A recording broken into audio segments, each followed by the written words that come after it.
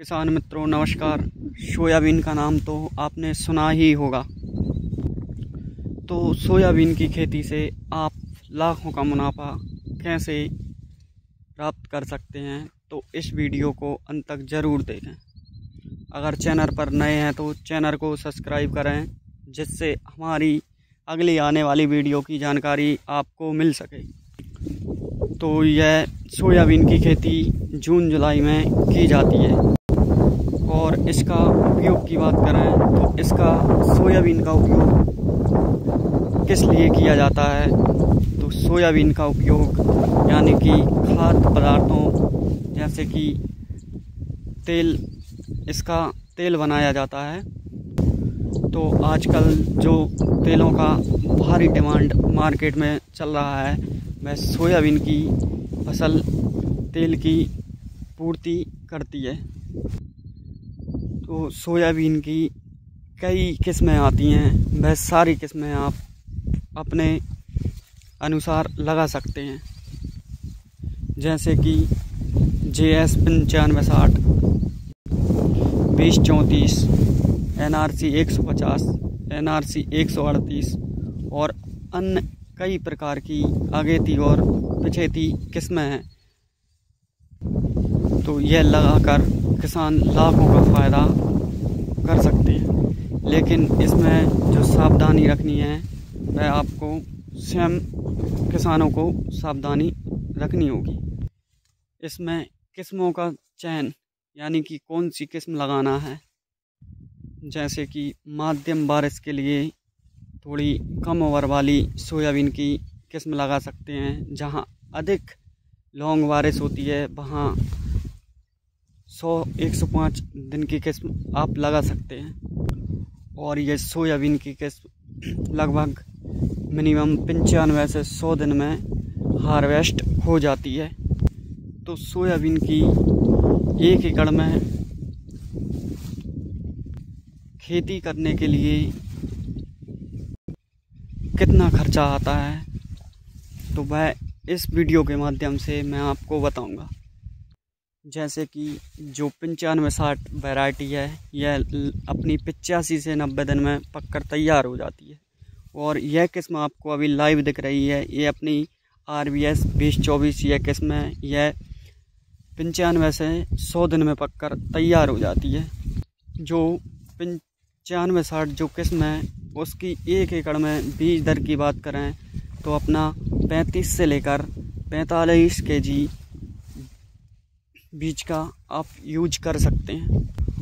और जो अपनी RBS 2024, 2001 और कई अन्य वैरायटियां हैं, जैसे कि ब्लैक वोल्ट M85, इनका पर एकड़ अपना 30 से 35 kg बीज उपयोग कर सकते हैं।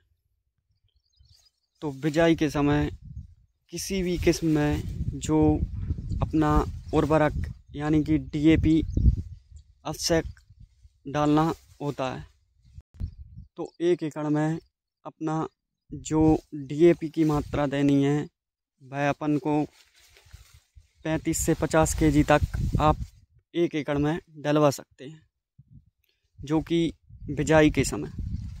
सेकंड कंडीशन में आपको 15 से 20 दिन में आपको खरपतवार को नष्ट करना है।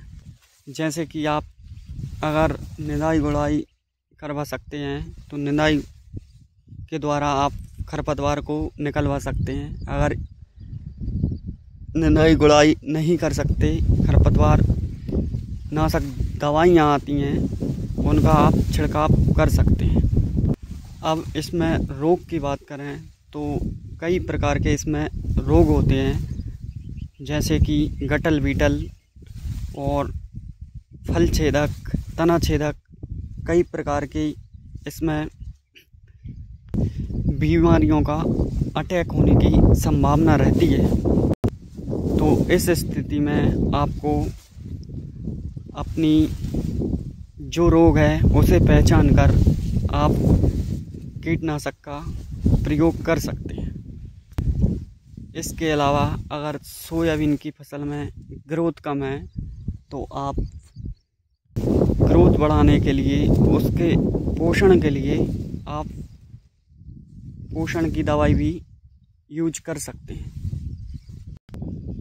ध्यान रखने की बात यह है कि जैसे कि जो अपनी 65 यानी कि 60 से 75 दिन की जो सोयाबीन की फसल की जो अवस्था रहती है, वह अवस्था फली भरने की अवस्था रहती है।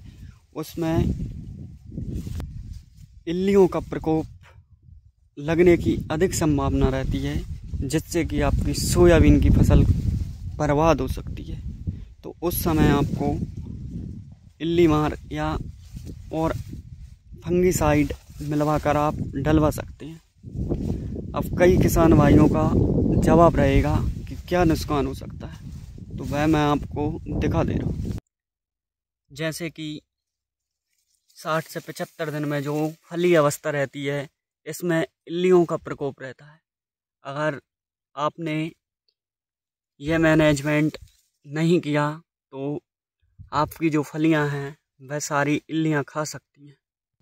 तो आपको 60 से 75 दिन की अवस्था में एक इल्ली मार दवा का स्प्रे आवश्यक करवाना है।